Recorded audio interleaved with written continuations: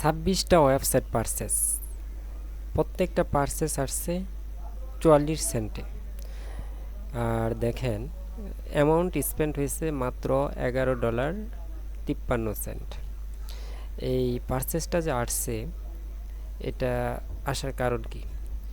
মানে এত কম খরচে এরকম একটা রেজাল্ট আসার মূল কারণ হচ্ছে এই যে প্রোডাক্টটা, এই প্রোডাক্টটার ডিমান্ড আছে, মার্কেটে ডিমান্ড আছে, এটা হচ্ছে মেইন এবং প্রধান কারণ।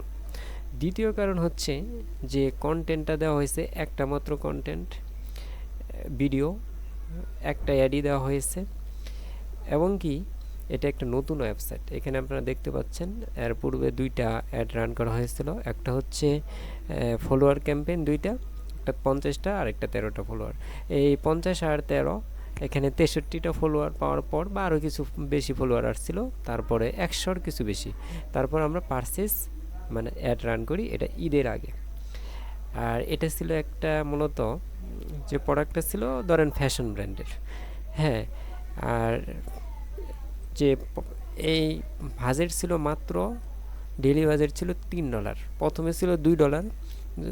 আমরা টেস্টিং পারপাসে $2 দেই, যখন দেখি যে সেল আসতেছে তখন আমরা $1 বাড়িয়ে দেই। বাড়িয়ে দেওয়ার পর আমাদের সেল আরও বাড়ে। এক্ষেত্রে দেখেন এখানে যে সিপিএম ছিল, কস্ট পার 1000-এ মাত্র 87 সেন্ট। সিপিএমও ভালো ছিল। লিঙ্ক ক্লিক কেমন ছিল? 257টা লিঙ্ক ক্লিক ছিল, আর সিটিআর ছিল 3.08। এক কথায় হচ্ছে এই প্রোডাক্টের ডিমান্ডটা ছিল, আর ডিমান্ড থাকার কারণে এই প্রোডাক্টের সেল আসে, ভালো সেল আসে, এবং প্রথম অ্যাডের মধ্যেই আমরা সেল পেয়ে যাই।